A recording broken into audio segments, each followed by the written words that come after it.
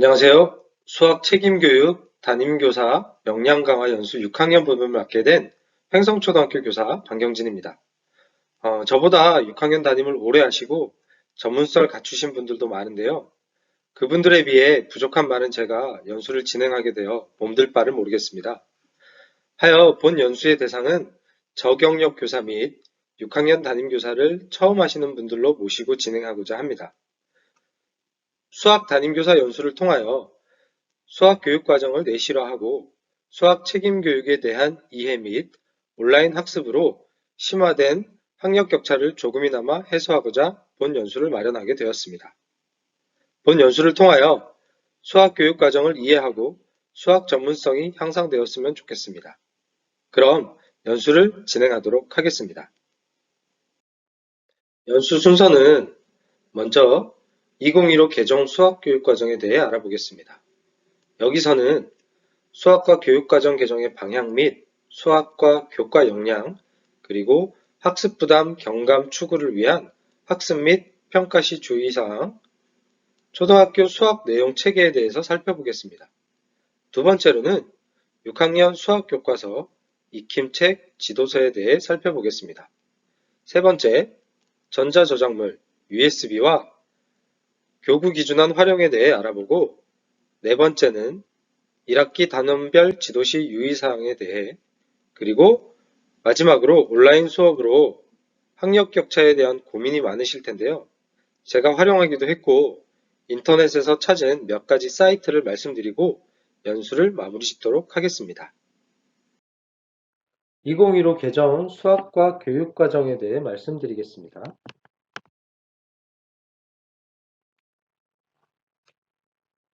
먼저 개정의 방향입니다. 수학 교과 역량을 강조하였고요. 학습 부담 경감을 추가하였습니다. 이 부분은 뒤에서 다시 한번 말씀드리겠습니다. 세 번째, 학습자의 정의적 측면을 강조하였는데요. 팀스나 피사와 같은 국제 비교 연구 결과 우리나라 학생들이 인지적 측면에서는 최상위권이지만 정의적 측면에서는 최하위권으로 지속적인 문제가 제기됐고 수학이 재미가 없다 해서 이런 정의적 측면을 강조하게 되었습니다. 다음은 누리과정과의 연계성 확보입니다. 유, 초, 중이 연계된 교육과정을 구성함으로써 중학생 수포자를 줄이기 위함이라고 합니다.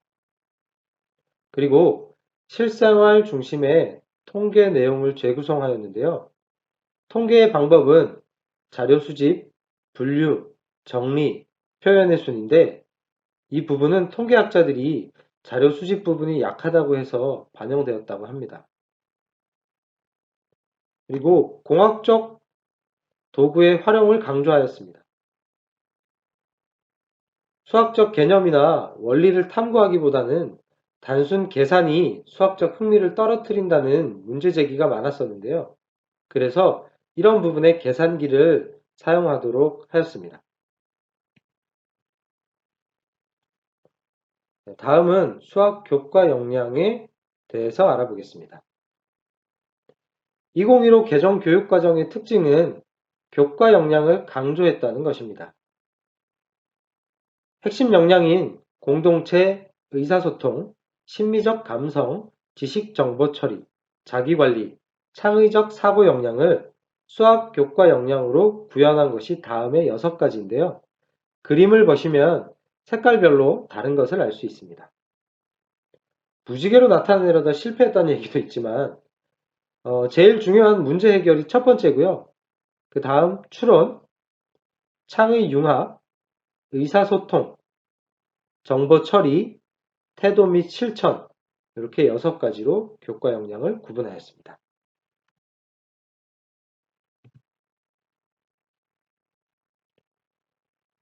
5, 6학년군 성취 기준의 변화에 대해서 알아보겠습니다. 분수와 소수의 혼합 계산이 원래 5, 6학년군에 있었는데요. 이 부분은 중학교 1학년 유리수의 계산으로 옮겨졌습니다. 기존의 원주율에 다양한 근사값이 있었는데요. 아마 선생님도 아실 거예요. 3이나 3.1, 3.14 저희가 배울 때는 이렇게 썼잖아요. 2015에서는 어차피 3.14도 근사값이기 때문에 3이나 3.1로 사용하도록 통일하였습니다. 수의 범위와 어림하기를 3, 4학년에서 5, 6학년, 즉 5학년으로 이동하였습니다. 그 다음 무게 톤은 3, 4학년군 그램과 킬로그램을 배울 때 같이 배우도록 하였습니다. 왜냐하면 무게라는 게 직접 재봐야 되는데 어차피 초등 수학에서는 환산 목적이기 때문에 그램이나 킬로그램을 배울 때 같이 배우는 것으로 하였답니다. 2009에서 확률과 통계였는데요. 앞에 개정교육과정의 방향에서 언급했던 실생활 중심의 통계와 겹쳐서 영역명을 변경했다고 합니다. 다음은 교수학습 방법 및 평가 방법인데요. 학습부담 경감을 위해서 두 수에 대해서만 최대 공략수와 최소 공부의 수를 구할 수 있게 하였고, 단위 변화는 인접한 것끼리만 두 단계를 뛰어넘어서는 안 되도록 하였습니다. 다음 수학 내용 체계에 대해서 알아보겠습니다. 빨간색으로 표시한 부분이 6학년에서 학습하게 되는 부분인데요. 먼저 수화 연산 영역에 대해서 살펴보면 6학년에서 분수와 소수의 나눗셈에 대해서 학습을 하는데요. 만약에 이 학습 요소에 미도달하게 되면 하위 학습 요소인 분수의 곱셈, 분수의 덧셈과 뺄셈, 그리고 약수와 배수, 약분과 통분을 다시 한번 학습하고 분수와 소수의 관계에 대해서 학습을 하면 좋겠습니다. 다음은 도형 영역인데요. 역시 6학년에서는 각기둥, 각불, 원기둥, 원뿔, 구, 입체도형의 공간 감각에 대해서 학습하게 됩니다. 만약에 각기둥이나 각불에 대해서 잘 모르겠다. 이런 학생들은 역시 직육면체, 정육면체에 대해서 먼저 학습을 하고, 그래도 안 되면 입체도형의 모양에 대해서 다시 살펴봐야겠죠. 네, 이런 식으로 전 단계로 넘어가서 학습을 하면 좋겠습니다. 다음은 측정 영역인데요. 역시 6학년에서는 원주율, 입체도형의 건널비나 부피에 대해서 학습을 하게 됩니다. 입체도형의 건널비나 부피가 좀 어려워하는 친구들이 많은데요. 이런 친구들은 5학년 때 배운 평면도형의 둘레와 넓이를 다시 한번 학습해보면 좋겠습니다. 평면도형의 넓이에서 제곱 센티미터나 제곱미터의 개념을 통해서 입체도형의 부피인 세제곱 센티미터나 세제곱미터의 개념을 자연스럽게 도입하면 좀 더 쉽게 학습을 할 수 있겠습니다. 네, 다음은 규칙성 그리고 자료화 가능성 영역입니다. 역시 6학년에서는 비율과 비례식과 비례배분, T그래프, 원그래프를 학습하게 되는데요. 비율 그리고 비례식과 비례배분은 좀 많이 어려워하는 부분이거든요. 그래서 뒤에도 언급할 거지만 역시 이 부분을 좀 어려워하는 친구들은 5학년 때 배운 규칙과 대응비를 다시 한번 살펴봄으로써 수학적인 용어나 개념을 먼저 정리한 후에 비례식과 비례배분을 학습하면 좋을 것 같습니다.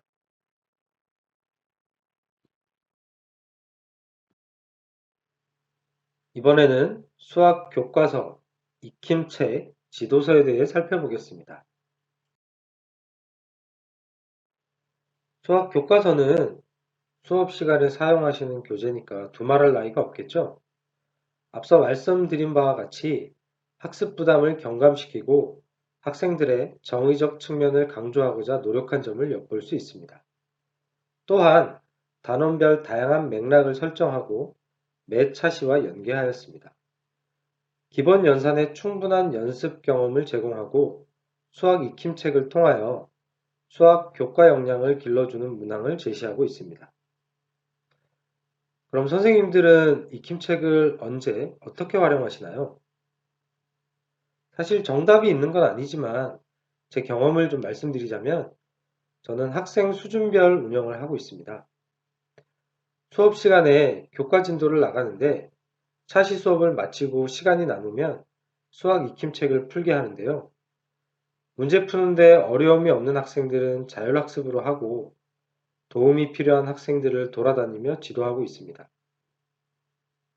만약 익힘책을 풀 시간이 없다면 과제형으로 제시하여 주고 다음날 확인하고 있습니다.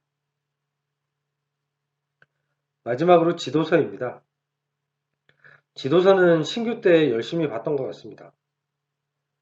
그러고는 점점 보는 빈도가 줄다가 이번 코로나19로 인한 온라인 수업을 계기로 다시금 살펴보게 된 것 같습니다. 단원을 지도하는 데 있어 전체적인 배경 지식을 파악할 수도 있고 단원 지도 시 유의사항, 과정 중심 평가 계획도 세워볼 수 있는 유익한 교재라고 할 수 있습니다. 자세한 내용은 잠시 뒤에 하나하나 살펴보도록 하겠습니다.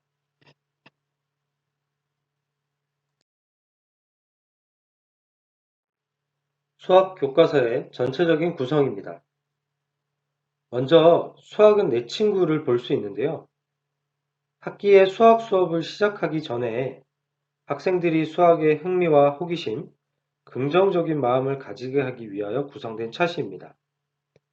선수학습이나 실생활 경험을 토대로 수학학습의 동기를 일으킬 수 있는 쉽고 재미있는 활동을 제시했으며 교육과정의 특정 성취 기준을 구현하기보다는 수학 교과를 친숙하게 느끼고 학습을 준비하도록 하는 데 목적이 있겠습니다. 수학 개념이나 원리를 강요하기보다는 정의적 영역에 중점을 두어 학생들의 열린 마음으로 수학 학습을 시작할 수 있도록 지도하면 되겠습니다. 그 다음 6개의 단원 학습을 마치면 마지막에 수학으로 세상 보기로 구성되어 있습니다. 수학으로 세상 보기는 학기의 수학 수업을 마무리하면서 학생들이 학습한 내용을 실생활과 관련지어 생각해보며 수학의 가치를 인식하고 긍정적인 마음을 가지도록 하기 위하여 구성된 차시입니다.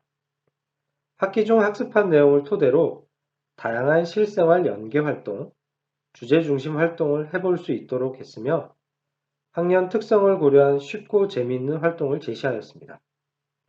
이는 교육과정의 특정 성취 기준을 구현하기보다는 수학 교과에 긍정적인 태도를 지니도록 하는 데 목적이 있다고 할 수 있습니다. 수학과 다른 교과, 실생활을 연결하는 활동을 통해 학생들의 창의 융합 능력을 기를 수 있고 수학적 태도 및 실천에 있어서도 긍정적인 효과를 기대할 수 있겠습니다.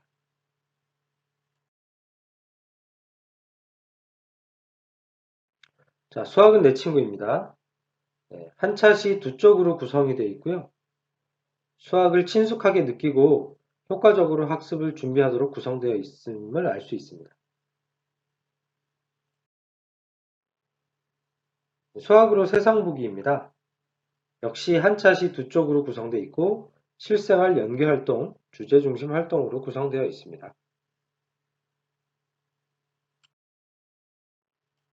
단원의 구성은 다음과 같습니다. 먼저 단원 도입 부분이 있고요. 그리고 본차시, 다음 도전 수학, 얼마나 알고 있나요? 탐구 수학으로 구성되어 있습니다.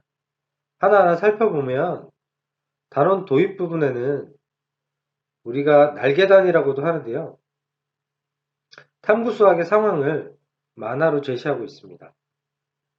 단원의 전체적인 맥락을 포함하는 사파와 발문이 있고요. 선수학습과 본단원의 학습 목표를 제시한 학습 안내도가 있습니다. 여기서 배운 내용과 배울 내용이 나와 있는 학습 안내도를 잠깐 살펴보면 1단원을 예로 들자면 학생들이 분수와 나눗셈을 학습하는 데 있어서 자연수 나누기 자연수, 분수 나누기 자연수를 이해하기 위해서는 먼저 3학년 2학기에 배운 나눗셈에서 다루었던 나눗셈의 목과 나머지의 의미를 되짚어보고 5학년 1학기 약분과 통분에서 다루었던 크기가 같은 분수를 만들 수 있는지를 확인해 봐야 됩니다. 이 문제는 수학 익힘 책에 있는 선수학습 내용 살펴보기에서 확인할 수 있는데요. 만약에 이 나눗셈 계산이 충분히 이루어지지 않은 학생들은 반드시 보충 지도를 해서 선수학습을 완벽히 이해한 다음 분수의 나눗셈으로 들어가는 게 좋겠습니다. 네, 다음은 본차시인데요. 본차시는 6개의 단원이 각각 약간의 차이가 좀 있더라고요. 네, 어떤 차이인가 하니 차시가 한두 차시 정도 이렇게 차이가 납니다. 예를 들어 분수의 나눗셈은 본차시가 6개의 차시로 되어 있고요. 이 단원인 각기둥과 각불은 6개, 3단원 소수의 나눗셈은 7개의 차시, 비와 비율은 다시 6개, 여러가지 그래프는 7개 차시, 직육면체의 부피와 건널비는 6개 차시, 이렇게 구성이 되어 있는 걸 확인할 수 있습니다. 본차시에서는 다양한 교과 역량과 관련한 활동을 구현하게 되어 있고요. 차시 내용에 따라 구성 차이가 있는 부분은 앞에 말씀을 드렸습니다. 이렇게 본차시가 끝나면 그 다음 도전수학이라는 부분이 나옵니다. 네, 여기서는 문제 해결과 그리고 육각형 왼쪽 위에 보시면 육각형 아이콘이 있잖아요. 이 아이콘으로 관련 교과 역량을 확인할 수 있습니다. 네, 자세한 내용은 뒤에서 다시 한번 살펴보도록 하겠습니다. 그 다음 이제 얼마나 알고 있나요가 나오는데요. 단원평가의 개념이라고 생각하시면 되는데 문제가 좀 쉽습니다. 그래서 학생들이 어렵지 않게 풀 수 있고요.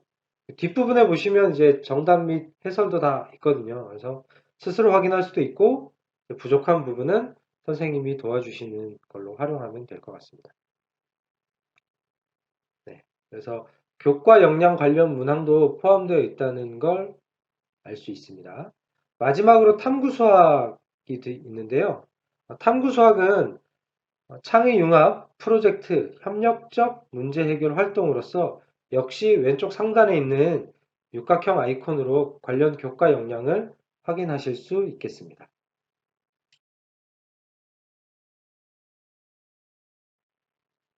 네, 그럼 단원 도입 부분을 보면 먼저 사파에 발문을 넣어서 수업의 편의성을 제공했고요. 다음 학습 안내도 수학 익힘의 선수학습 요소를 확인했고 사파의 말풍선을 통해서 관련된 공부할 내용을 확인하도록 하고 있습니다. 보시면 말풍선을 통해서 이제 단원의 핵심 내용, 호기심, 갈등을 유발한다든가 그리고 말풍선을 통해서 연계된 핵심 발문들을 우리가 확인하실 수 있겠습니다. 오른쪽 하단에 보시면 배울 내용이라고 해서 질문이 한 3개 정도가 있는데요. 이 질문은 이 단원을 다 배우고 난 후에 해결할 수 있는 질문들이거든요. 그래서 단원을 다 배우신 다음에 다시 돌아와서 이 배울 내용과 관련된 질문을 스스로 해결할 수 있는지도 한번 물어보시면 좋은 활동이 될 것 같습니다.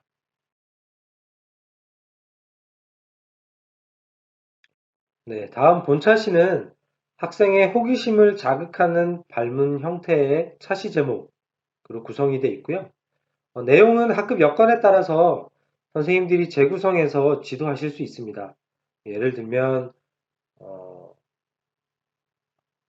학생의 수준에 맞게 내용을 바꾼다던가 또는 구체물을 통해서 구성할 수 있는 부분들은 선생님들께서 재구성해서 충분히 지도하실 수 있는 부분이라고 할 수 있겠습니다. 다음 학습 주제와 관련된 다양한 학생 참여 중심의 활동으로 구성이 되어 있고요. 매 차시 마지막 부분에는 교과 역량 중점 활동이 포함되어 있습니다. 이게 무슨 말이냐면요. 예를 들어서 지금 3번 문제에 모형을 사용하여 두 직육면체의 부피를 비교해 봅시다 라는 문제가 있습니다. 자, 이 문제는 문제 해결과 의사소통, 역량과 관련된 활동인데요. 직접 비교로 측정이 불가능했던 문제를 간접 비교로 해결함으로써 문제 해결 능력을 기를 수 있고요. 간접 비교가 직접 비교에 비해 편리한 점을 이야기하는 과정을 통해 의사소통 능력을 기를 수 있겠습니다. 다음은 도전 수학입니다. 네, 여기 왼쪽 상단에 보시면 이렇게 육각형의 아이콘으로 관련 교과 역량을 확인할 수 있는 걸 알 수 있습니다. 예를 들어 지금 보시는 그림에는 육각형에 색깔이 들어있는 막대가 있잖아요. 문제 해결, 추론, 의사소통, 태도 및 실천과 관련 있는 활동이라고 보면 되겠습니다. 자, 그리고 이 도전 수학은 단계별 질문으로 되어 있고요. 총 2페이지로 구성이 되어 있는데 왼쪽은 선생님과 함께 해결하는 활동으로 하시면 되겠고 오른쪽은 유사 문제거든요. 그래서 자기 주도적으로 할 수 있도록 수업을 구성하시면 좋겠습니다. 네, 이런 문제들을 통해서 학생들은 문제 해결 역량을 키울 수 있고요.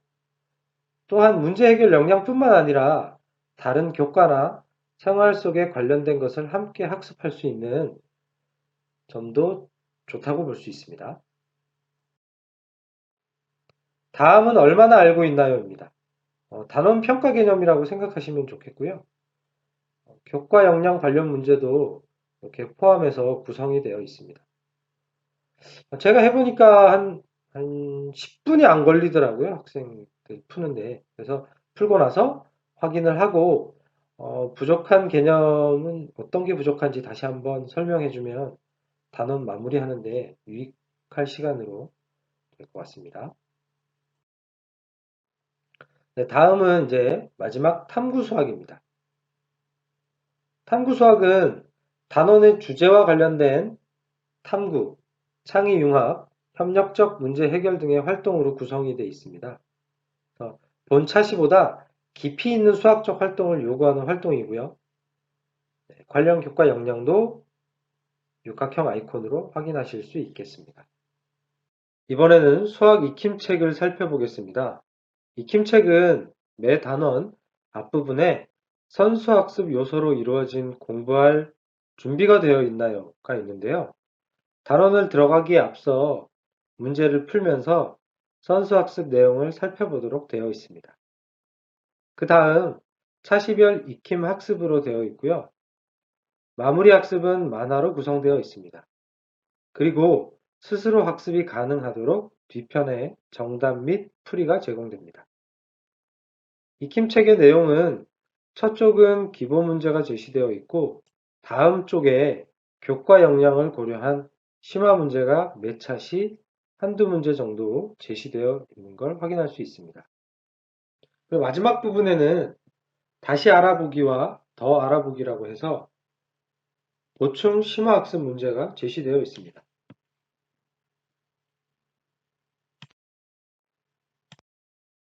하나하나 살펴보면 먼저 단원 도입 부분에 왼쪽 상단에 수업의 흐름이 있고요. 그리고 날개단을 펴시면 학습 동기 유발하기와 관련된 그림 자료가 있습니다. 이 그림 자료 같은 경우에는 이 단원의 탐구 수학의 일부 내용을 소재로 만든 것인데요. 이 단원을 다 배우고 난 뒤에 다룰 내용이기 때문에 여기서는 학생들의 학습 동기를 유발하는 정도로만 활용하시면 되겠습니다. 그리고 그 하단에 보시면 선수학습 내용 살펴보기와 관련된 내용이 제시되어 있습니다. 그리고 오른쪽에 공부할 내용 살펴보기가 되어 있고요. 공부할 내용 살펴보기는 위에 제시된 그림과 관련 있는 이야기라든지 또는 질문 그런 것들이 실려 있는 걸 확인할 수 있습니다. 네, 그리고 오른쪽에 보시면 수학 교과 역량을 고려한 참고 활동 안내 자료가 제시되어 있습니다.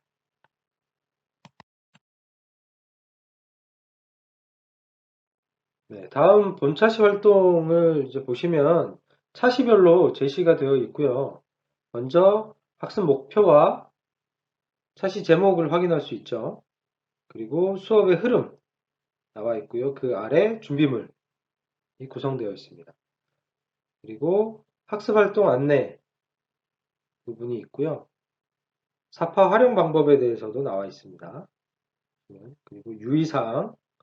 유의사항 같은 경우에는 차시별로 좀 다르긴 한데 분홍색으로 표시된 부분도 있고요. 이렇게 박스 안에 넣어진 부분도 있겠습니다. 그리고 교사 발문과 학생 예상 반응 등이 수록되어 있고 과정중심 평가 활동은 오른쪽에 이렇게 작게 과정중심 평가라고 표시가 되어 있습니다. 그래서 그렇게 활용하시면 되고요. 형성평가 안내 부분과 과정중심 평가 이렇게 제시되어 있습니다.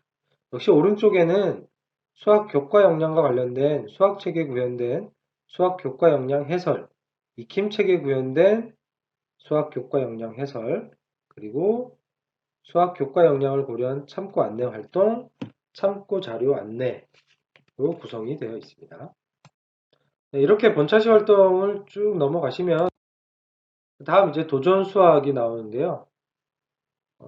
왼쪽에 보시면 포야의 문제 해결 단계에 따른 핵심 질문을 제시해 놨고요. 그리고 도전 수학에서도 역시 과정 중심 평가를 확인할 수가 있겠습니다. 그리고 얼마나 알고 있나요? 나오는데요. 먼저 평가 문항 분석을 왼쪽 상단에 해 놓았습니다. 만약에 학생들이 문제를 풀었는데 이번 문제를 유독 많이 틀리는 것 같다. 그러면 그 문항과 관련된 평가 내용을 확인하실 수 있고요. 역시 그에 따른 교과 역량도 확인할 수가 있습니다. 그래서 만약에 어떤 차시가 부족하다 그러면 그 차시를 다시 한번 복습해주면 학생들한테 훨씬 많이 도움이 되겠죠. 네. 그리고 성취 기준과 평가 목표 및 평가 방법, 인정 답안까지, 그리고 채점 시 유의사항, 오답 유형 및 지도사항에 대해서도 자세히 나와 있는 걸 확인할 수가 있습니다. 이 부분들은 문항별로 아주 자세하게 제시가 되어 있기 때문에 얼마나 알고 있나요를 그냥 단순히 넘길 게 아니라 학생들이 풀고 정답 비율도 좀 확인하셔가지고 부족한 차시를 다시 한번 설명해 주시면 도움이 많이 될 것으로 생각됩니다. 네, 다음은 탐구 수학인데요. 탐구 수학 같은 경우에는 문제 자체가 서술형이고 또 문제 해결 학습 위주의 문제라서 학생들이 어려워하는 부분이 있습니다. 그래서 이 부분도 하실 때 좀 면밀하게 살피셔가지고 수업을 하시면 좋을 것 같아요. 학습 목표와 수업의 흐름 나와 있고요. 그 준비물 있습니다. 그리고 활동의 주안점이 나와 있고요. 활동 방법, 핵심 발문이 있습니다. 역시 오른쪽에는 과정 중심 평가와 관련된 내용이 수록되어 있습니다. 그리고 보충 및 심화 학습인데요. 다시 알아보기 같은 경우에는 해당 단원 학습한 후에 예상되는 보충 내용을 학습할 수 있도록 구성되어 있고요. 심화 학습의 더 알아보기는 학습 내용보다 깊이 있게 다룰 수 있는 문항으로 구성이 되어 있어서 좀 심화 활동이 필요한 학생들에게 제공해주면 좋을 것 같습니다. 네, 이렇게 해서 수학 교사용 지도서에 대해서 살펴보았습니다. 첫 번째, 전자저작물 교부기준안 활용하기에 대해서 살펴보겠습니다.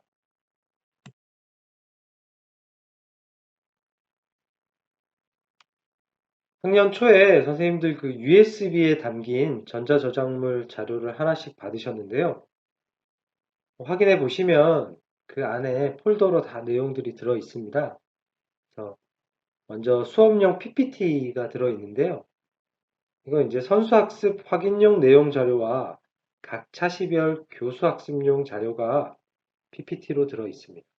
그래서 선수학습 확인용 내용 자료 같은 경우에는 1차시 앞부분에 활용하시면 좋을 것 같고요. 그 다음 각 차시별 교수학습용 자료는 해당 차시에 PPT 자료를 활용하시면 좋습니다. 다음 교과 역량 체크리스트, 교사용 체크리스트, 동료 평가지가 한글 파일로 수록이 되어 있습니다. 그래서 수학과 교수학습을 위한 이론적 배경, 교구 이용, 창의 융합을 위한 교수학습 참고 자료 등이 들어있다고 보시면 되겠습니다. 그 다음 교사용 지도서와 수학 익힘 자료가 PDF로 제공되어 있습니다. 그리고 형성평가지가 기본 및 심화 학습지로 한글 파일로 제공되어 있고요. 다음 메일 학습지가 제공됩니다. 이 메일 학습지 같은 경우에는 좀 생소하실 수 있는데 미국에서 사용되는 에브리데이 매스매틱스를 차용해서 개발한 일일 학습지이고요. 단원 평가지를 3개의 난이도에 따라서 제공하고 있습니다. 한번 확인해 보시면 좋을 것 같아요. 그래서 교사의 재량에 따라서 매일매일 사용 가능한 분량을 수록해 놨다고 합니다. 다음 단원 평가, 단원별 성취도 평가 자료가 역시 한글 파일로 20문항에서 25문항으로 단원별 3세트가 제공됩니다. 마지막으로 각 차시 수업에 필요한 준비물, 그래서 교과서 준비물하고 쿠로미에 담지 못한 자료 등등이 한글 파일로 제공되어 있습니다. 모두 다 USB에 들어 있으니까요. USB 확인하셔서 필요한 자료 사용하시면 좋을 것 같습니다.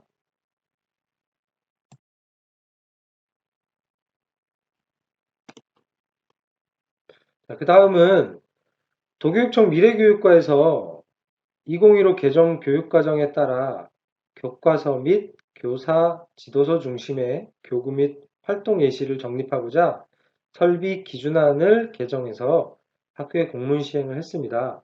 그 내용을 참고로 작성을 했는데요. 6학년 내용을 살펴보시면 5, 6학년군이 같이 묶여 있더라고요. 그래서 필수 교구와 선택 교구로 되어 있습니다. 먼저 필수 교구를 좀 살펴보면 계산기가 있어야 되고요. 교과서에도 계산기가 필요하다고 나오니까 있어야겠죠. 근데 계산기는 사실 학생당 한 개를 구입하면 너무 비용도 많이 들잖아요. 그래서 저는 핸드폰에 있는 계산기를 사용하거든요. 그래서 이걸 사용할 시간이 되면 이제 학생들 보고 잠깐 핸드폰 켜게 해서 계산기를 사용하고 다시 끄고 하고 있습니다. 사실 뭐 고학년은 다들 핸드폰 없는 친구들이 거의 없으니까요.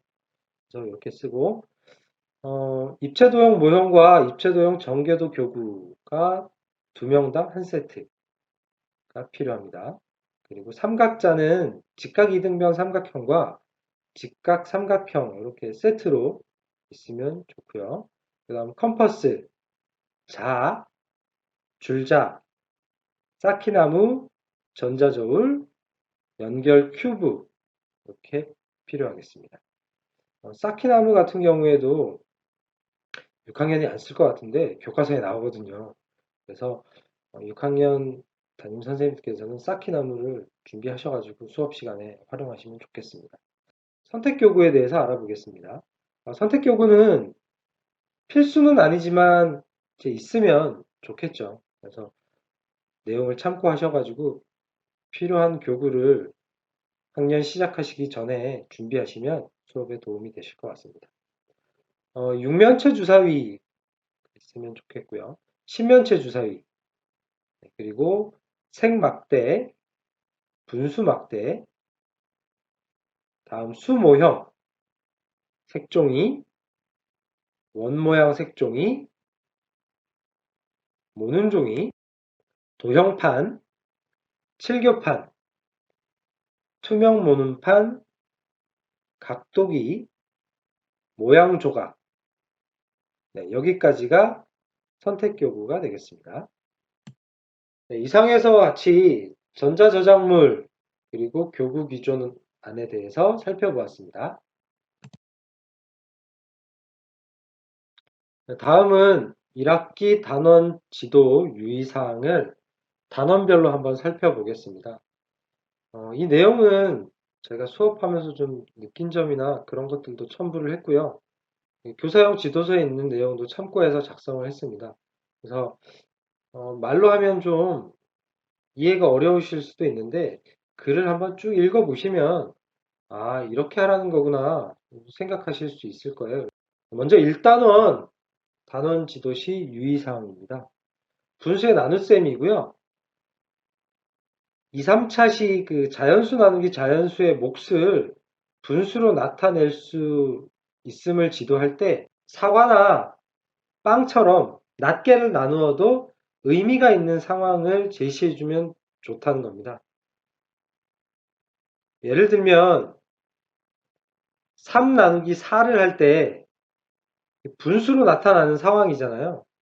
그 분수로 나타내는 상황에서 색종이나 종이띠나 모양 조각 같은 거는 가능한데 공책을 예로 들면 이건 분수로 나눌 수가 없잖아요. 그래서 학생들한테 예시를 들 때도 이렇게 낱개로 나누어도 의미가 있는 상황을 제시해 주면 좋을 것 같습니다. 4차시 원리지도를 위해서는 주어진 상황을 적절히 모델링하거나 색종이나 종이띠를 사용해서 나눗셈의 몫을 구할 수 있도록 지도해 주시면 좋겠습니다. 뭐 예를 들어서 사각형 한 개를 제시해 주고 분수만큼 색칠한 뒤에 이것을 다시 2로 나눈 것 중에 하나를 색칠해 보게 하는 활동, 이런 것들로 이제 리모델링을 해서 모델링을 하셔가지고 수업에 적용하시면 좋을 것 같습니다. 다음 5차시 분수 나누기 자연수를 분수 곱하기 자연수분의 1로 계산하는 것보다 분자의 나눗셈으로 계산하는 것이 더 빠를 수 있다. 따라서 무조건 분수 나누기 자연수를 분수 곱하기 자연수분의 1로 계산하지 않도록 한다. 이 부분은 무조건 기계적으로 분수 나누기 자연수를 계산하기보다는 그림으로 나타낸 것을 충분히 이해시킨 후에 지도하는 게 좋겠다는 말입니다. 네, 그래서 그림으로 충분히 학생들이 이해한 다음에 분수 나눗셈을 하면 훨씬 더 이해하기가 쉽겠죠. 네.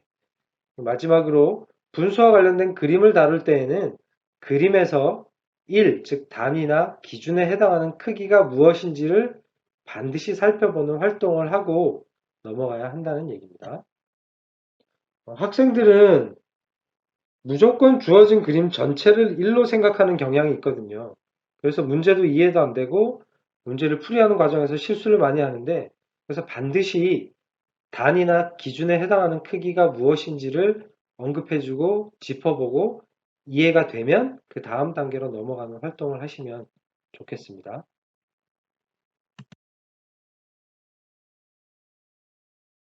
네, 다음 2단원 각기둥과 각불입니다. 사각기둥에는 평행하고 합동인 면이 3쌍이 있는데요. 어느 한 쌍이 밑면이 되면 나머지 면들은 옆면이 될 수 있음을 유의해서 지도해 주시면 좋겠고, 정삼각뿔은 내면이 모두 밑면이 될 수 있잖아요. 이런 것도 역시 유의해서 지도해 주시면 좋을 것 같습니다. 수학적 의사소통을 통해서 여러 가지 각기둥과 각부를 관찰하고 이야기할 수 있도록 지도해 주시면 좋고, 각기둥의 전개도를 여러 가지 방법으로 그려봄으로써 학생들의 논리적 사고력과 창의성을 기를 수 있도록 해주시면 좋겠습니다. 자, 그리고 저는 학급에서 이제 이 교구를 구입해서 썼거든요. 자이언트 입체도형 모형이라는 건데 이게 상당히 크기도 크고 우리가 입체도형은 그림이나 사진 자료로 보는 것보다 직접 보면 학생들이 이해하기도 쉽잖아요. 그래서 지도하실 때 다음 교구를 참고해서 혹시 가능하시다면 구입하셔가지고 지도를 하시면 훨씬 더 수업에 도움이 되실 것으로 생각됩니다. 그리고 수업을 하실 때 학급에서 예를 들어 사각기둥 전개도 그리기 대회 뭐 이런 것들도 학급에서 열어서 하시면 학생들이 재미도 있고 수업에 참여하면서 뭔가 성취감도 느낄 수 있는 그런 일석이조의 효과도 누리실 수가 있습니다. 다음은 3단원 소수의 나눗셈입니다. 먼저 소수의 나눗셈을 다루기 전에 학생들이 학습한 자연수의 나눗셈을 먼저 확인해 보는 시간을 꼭 가졌으면 좋겠습니다. 그래서 자연수의 나눗셈과 소수의 나눗셈을 연계해서 지도하시면 소수의 나눗셈을 어려워하는 학생들이 조금이나마 줄지 않을까 생각이 들고요. 내림이 있는 소수의 나눗셈을 분수의 나눗셈으로 변환하지 못한 학생이 있다면 이게 뭐 예를 들어 1차 시분에 끝내야 되는데 이해를 못하는 친구들이 너무 많으면 이걸 이제 기준 차시에서 좀 차시를 늘려서 지도하셔도 무방하다고 저는 생각하거든요. 그래서 저는 소수의 나눗셈 같은 경우에는 주어진 차시보다 더 한 몇 시간을 더 할애해서 학생들하고 수업을 하는 편입니다. 그래서 이 부분을 좀 많이 어려워하는 학생들도 많고 해서 기준 차시보다 차시를 늘려서 지도하시기를 권장드립니다. 다음 소수는 원래 분수였다는 점을 이용해서 소수의 사칙 연산을 분수의 사칙 연산으로 계산한 후에 이게 좀 익숙해지면 소수의 사칙 연산으로 계산하는 방법도 써보시면 좋을 것 같습니다. 다음 4단원 비와 비율 되겠습니다. 두 수를 비교하는 방법에는 차를 구하는 비교와 비를 구하는 비교의 두 가지 방법이 있는데요. 두 수의 상대적인 크기를 비교하기 위해서 비와 비율이 사용됨을 학생들이 먼저 이해할 수 있도록 지도해 주시면 좋을 것 같습니다. 그러니까 앞에 이제 차를 구하는 비교는 단순하게 뺄셈 뭐 또는 A가 B에 비해서 몇 개 더 많다 이 정도고요.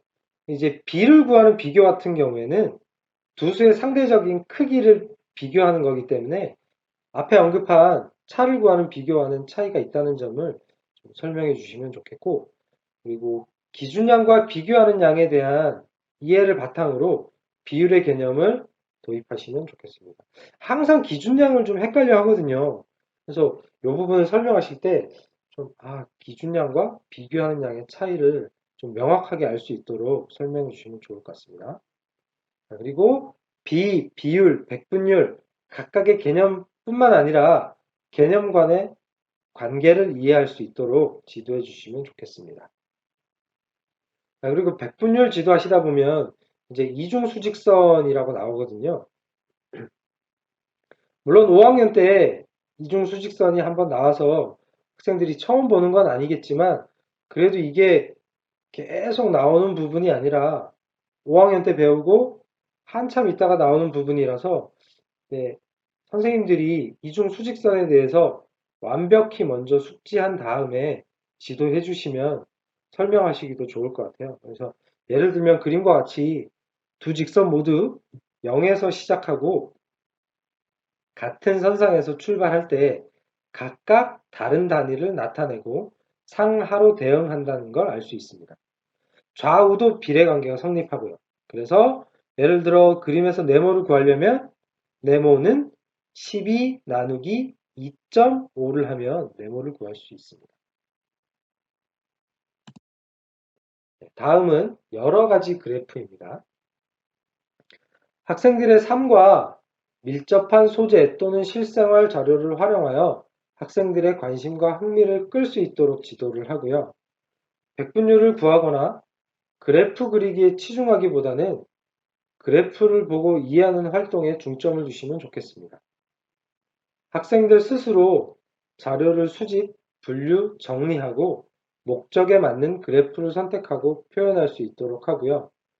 동일한 자료를 그래프로 나타내는 여러 가지 방법을 탐구할 수 있는 기회를 제공해주면 좋겠습니다. 마지막으로 직육면체의 부피와 건널비입니다. 단원을 지도하시기 전에 먼저 이전에 학습한 수학 용어의 의미를 명확하게 정리하면 좋겠습니다. 예를 들면 직육면체에 가로, 세로, 높이, 옆면, 밑면 이런 개념들을 정리하고 넘어가면 그 다음 이제 직육면체 부피와 건널비 할 때 헷갈리지 않고 잘 이해할 수 있을 것입니다. 자, 그리고 5학년 1학기 때 다각형의 둘레와 넓이에서 배운 넓이의 단위를 통해서 부피의 단위를 추론할 수 있도록 지도해주면 좋고요. 단위 길이라든지 단위 넓이, 단위 부피 등의 수학 용어는 2015 개정 교과서에서는 사용하지 않는 용어니까 이런 용어들은 사용하지 않으시면 됩니다. 마지막으로 가능하다면 1세제곱센티미터와 1세제곱미터를 직접 표현해보는 활동을 함으로써 학생들이 양감을 익힐 수 있도록 지도해 주시면 좋겠습니다. 저도 수업 시간에 1세제곱미터를 한번 표현해 봤거든요. 종이를 쭉 연결해가지고 가로, 세로, 높이 1m로 해서 학생들 보고 직접 표현해 보라고 했더니 이게 확실히 머릿속으로 1세제곱미터를 알고 있는 거하고 1세제곱미터를 직접 표현해 보니까 다르더라고요. 꼭 시간이 되시면 꼭 한번 표현해 보시기를 바랍니다. 마지막으로 온택트 시대의 수학 수업을 위한 사이트를 안내해 드리고 마치도록 하겠습니다. 온택트는 비대면을 뜻하는 언택트에 연결, 온이라는 개념이 더해진 뜻으로 온라인을 통해 소통을 이어가는 방식을 말합니다. 학교에서는 온라인 수업이 대표적인 예라고 볼 수 있겠습니다. 먼저 소개해드릴 사이트는 일일 수학입니다. 학생들은 수화 연산 영역을 어려워하는데요. 일일 수학을 통해 부족한 개념을 확인하고 교과서 진도에 따라 풀다 보면 어느덧 실력도 쑥쑥 늘어날 것이라고 생각됩니다.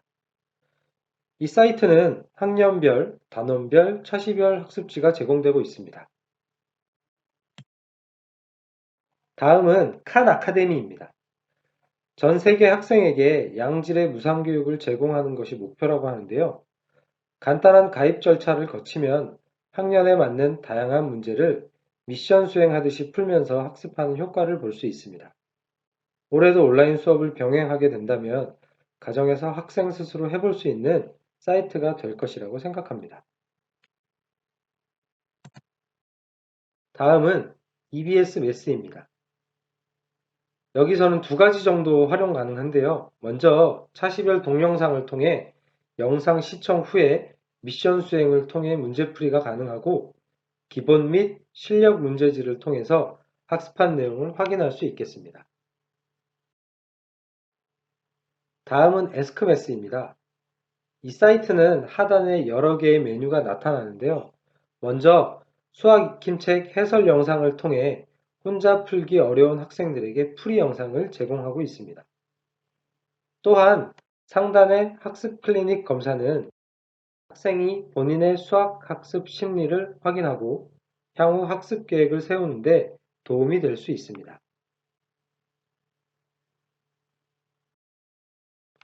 이상에서와 같이 수학 책임교육 담임교사 역량 강화 연수를 진행하였습니다. 긴 시간 연수를 들어주셔서 감사합니다.